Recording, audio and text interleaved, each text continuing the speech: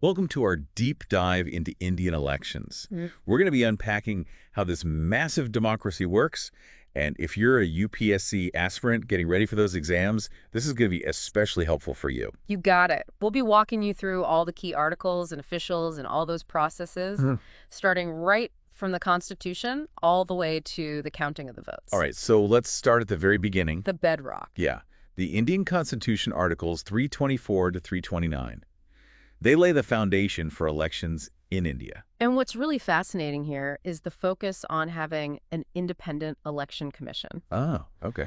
This body, headed by the chief election commissioner and 2 election commissioners, they oversee elections at every level. Oh, wow. From parliament to the state legislatures, even the president and the vice president. So they're kind of like the referees for the whole election game. Exactly. And they've got a lot of power to make sure things are run fairly to right. I mean, the Constitution even says that the courts can't interfere with delimitation decisions. Exactly. Delimitation, that's all about drawing the boundaries of constituencies, the electoral districts that decide who represents you. Right. And by keeping the courts out of it, the Constitution makes sure that the Election Commission is autonomous. It keeps things impartial. Keeps things impartial, exactly. So nobody can rig the game by, like, messing with the boundaries. Yeah. I get it. And speaking of fairness, the Constitution also guarantees universal adult suffrage. Absolutely. Everyone over 18 has the right to vote, no matter what their background is. That's a pretty big deal. It is. It shows a fundamental principle of Indian democracy. Yeah. Inclusivity. Every citizen gets a voice. And that is powerful. Yeah. Okay, so we've got this independent election commission and this, like, commitment to inclusivity, but it can't just be, like, a one-man show, right? How do they actually pull off these massive elections? You're right. It takes a whole army of officials to make it happen. Yeah. Think of it as this massive, carefully orchestrated production. Okay, so who are the key players in this production? All right. So at the top, you have the Election Commission setting the stage, calling the shots. Right. Then at the state level, you've got the chief electoral officer managing things on that larger scale. Okay, and then you go down to the districts, right? That's where the district election officers come in. Precisely. They're responsible for their specific districts, making sure things are running smoothly at that ground level. Okay. But it even gets more granular than that. Oh, wow. Within each constituency, you have a returning officer who actually conducts the election in that area. Oh, okay. They work with the electoral registration officer who manages the voter list for that constituency. Yeah. These are kind of the unsung heroes, Yeah. making sure everyone who's eligible is registered and ready to vote. And of course, you can't forget the presiding officer, Yeah. the person you see at the polling station on voting day. Right. They're running the show, making sure everything's smooth and fair with the polling officers. It's a massive operation. Sounds like it takes a village to run an election. It really does. And then there's another whole layer of oversight that's key to making sure things are done properly. Oh, okay. The observers. Observers, tell me about that. Think of them as the watchdogs. Okay. They're making sure everything is done by the book. The Election Commission appoints different types of observers, and each one has a special focus. So, like, referees with different specialities. What kind of specialities are we talking about? You have general observers. They monitor the whole electoral process just to make sure things are fair and transparent. Then you've got expenditure observers who keep an eye on the campaign spending. Wait, so there are people specifically for campaign spending. Why is that so important? It's all about preventing, unfair advantages and making sure everyone's playing by the same rules. And it doesn't start there. Really? You also have police observers for security, awareness observers who, try to get people educated and participating in the elections. Wow. The Election Commission really thought of everything. They try to. There are even micro-observers who are stationed at polling stations that might be a little bit sensitive just to prevent any issues. Okay, so we've got this complex web of officials all playing their part. Yeah. But let's talk about the actual timeline of the election. What are the key stages? Well, it all starts with the Election Commission. They issue a notification. Yeah. This is like the official starting pistol. Oh. Announces the election schedule. Okay. Then the race is on. And candidates can start filing their nominations, right? That's right. Aspiring candidates, they've got a specific window to file their nominations, and they have to do it in their chosen constituencies. Okay. And then the returning officer, they scrutinize these nominations just to make sure they meet all the criteria. Make sure everything's in order. Yeah. And then there's a period where candidates can actually withdraw if they want to. Yeah, yeah. Maybe they realize campaigning across the Ladak's a little too much. Exactly. Then comes the part everyone's waiting for, the campaign period. Yeah. This is where candidates are out there trying to win over voters with their promises and their platforms. But it's not a total free-for-all, right? Mm-hmm. I've heard of something called the Model Code of Conduct. What's that all about? Yeah, the Model Code of Conduct. That's like a set of ethical guidelines for all the candidates and the political parties. Well, it's kind of like the rules of engagement. It is, it is. Yeah, No mudslinging or personal attacks allowed. Right, for a civilized political debate. Exactly. And to make sure that voters have a chance to think things over before they make their decision, there's a 48-hour campaign silence period just before polling begins. Oh, so no last-minute rallies or speeches? Nope. Interesting. It's all about preventing any undue influence and allowing voters to decide, calmly and rationally. That makes sense. And then finally, polling day. Or should I say polling days? Oh, yeah. Because India's elections, they can be spread out over multiple days, right? That's right. I mean, just given the massive number of people who are voting, the elections are done in phases just to make the whole process manageable. It really is a logistical marvel. Okay, so we've all cast our votes. How does India count all those ballots? Well, the counting happens on a designated day after all the phases of polling are done. It's done really meticulously under the watchful eye of the returning officers and, of course, those observers. Right, and I understand India uses first-past-the-post system. What does that mean exactly? It means that the candidate with the most votes in a constituency, they win. Oh, okay. Even if they don't get a majority of the total votes. So it's like a race, whoever crosses the finish line first wins. Exactly, exactly. It's about getting more votes than your opponents, even if you don't get, like, the overall percentage. Yeah. Okay. And what about the voting process itself? Has it always been this way? Not exactly. India's really come a long way in how they vote over the years. Okay, I'm all ears. Tell me about this evolution. So in the past, India used those traditional paper ballots. Right. But then they switched to electronic voting machines, or EVMs. EVMs. I've heard about those. Aren't those becoming more and more popular around the world? What are the advantages of using them? Well, with EVMs, you don't have to worry about invalid votes. Oh, okay. It speeds up the whole counting process, and they're much better for the environment. You're using on paper. So it's a win-win for everyone. Have you ever voted using an EVM? I have. It's so simple and efficient. Okay. And they've played a big role in making elections in India more transparent and reliable. Well, that's great to hear. So we've gone from, like, the initial notification to the final count. But what if somebody thinks something shady happened during the election? Is there anything they can do to challenge the results? Absolutely. Any voter or candidate, they can file what's called an election petition if they think something wasn't right during the election. So it's like a safeguard. Exactly. And these petitions, they're taken very seriously. They're not just ordinary lawsuits. They're a matter of public interest. Wow, okay. And where do these petitions get heard? They go to the high court of the state where the problem occurred. Okay. And if the petition's upheld, it can have some pretty big consequences. Like what? It can even lead to a whole new election in that constituency. So it's a powerful tool for making sure the elections are honest. It is. It shows how seriously India takes their democratic processes.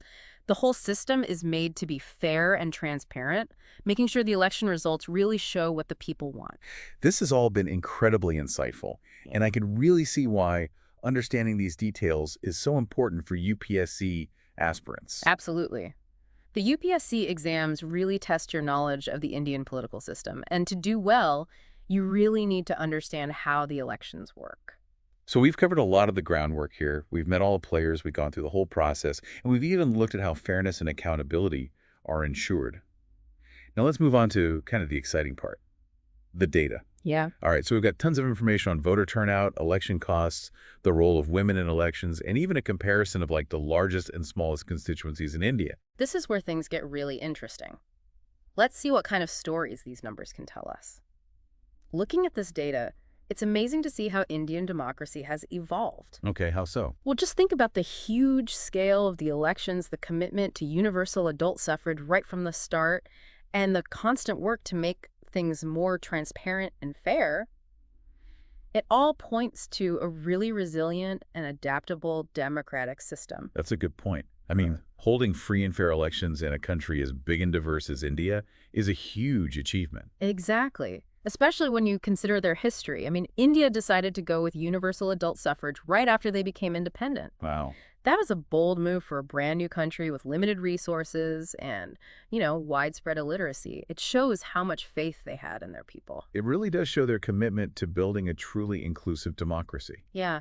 And that faith has paid off for the most part. Yeah. Despite the challenges, India's managed to have regular elections transfer power peacefully and uphold democratic values. It's a good example for other countries. It is, yeah. But it hasn't always been smooth sailing. Of course not. I mean, there have been times when things weren't done properly, and sometimes money and power have influenced things in some areas. Yeah. And we can't forget about the social inequalities that still exist, which can affect who votes. Right. And then there's social media. Oh, yeah. That's added a whole other layer of complexity. Absolutely. It's a double-edged sword. Yeah. On one hand, it can give people more power, make them more aware of politics and make communication easier. Right.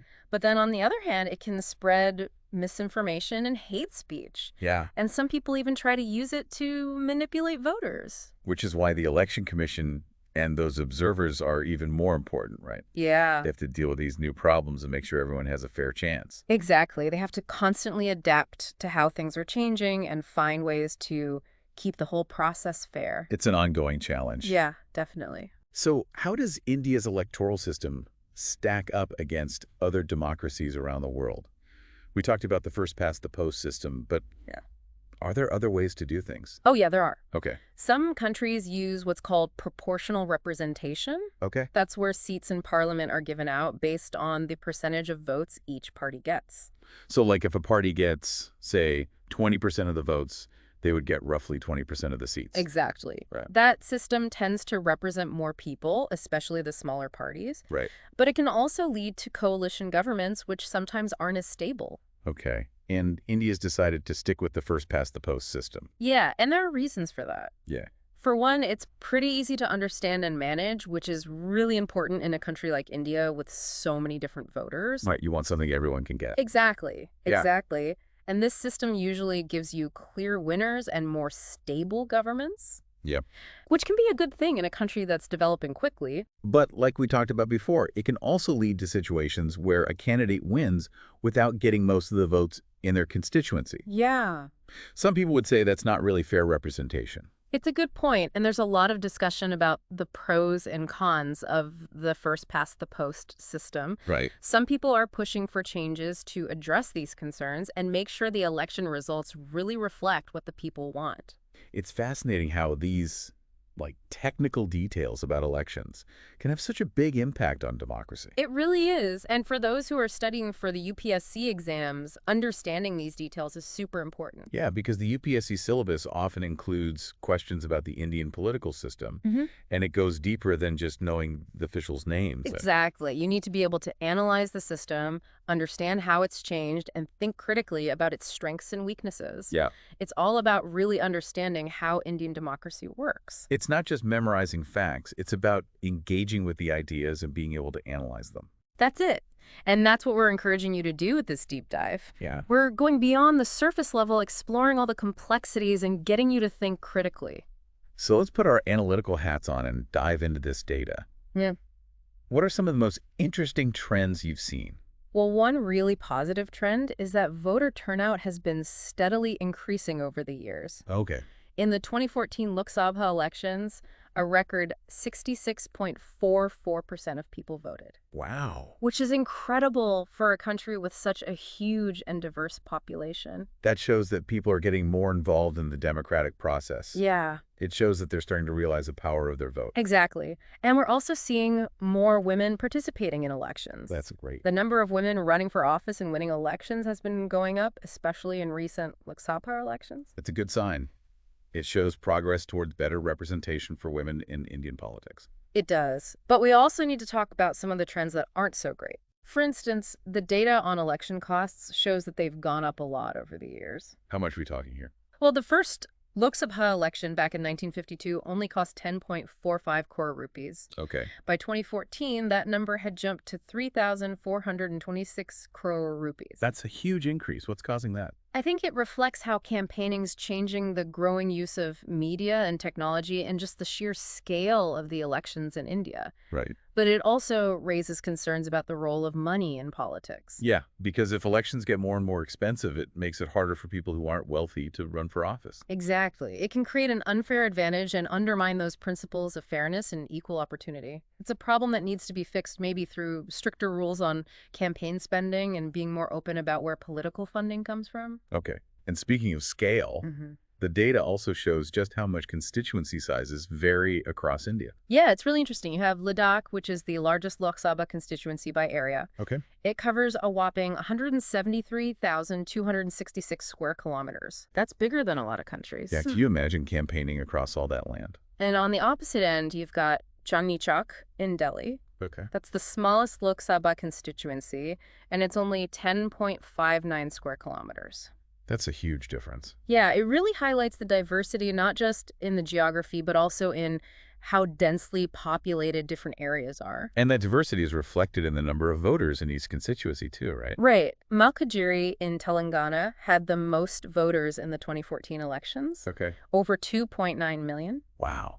And Lakshadweep had the fewest, with just under 50,000. So you've got these massive constituencies with millions of voters, and then you've got these smaller, more close-knit constituencies. Yeah. It's like a little version of India itself, You see the whole range of experiences and perspectives within this huge nation. Exactly. And it really underlines how challenging it is to make sure everyone's voice is heard and represented in the Indian democratic system. That's a great point. And it leads us into a bigger conversation about what we've learned so far. We've gone through how Indian elections work, who's involved, the history, and we've even looked at some interesting data. But I'm thinking about the bigger picture now. Yeah, it's important to look at what it all means. Exactly. What does this all tell us about Indian democracy, and what challenges are they facing? Well, one of the biggest challenges, especially in a country as diverse as India, is making sure everyone feels like their voice is heard and that they're represented. Right. We talked about how the first-past-the-post system doesn't always show what people really want. How can they fix that? It's tricky. Some people think they should change the voting system, maybe try something like proportional representation so different viewpoints are better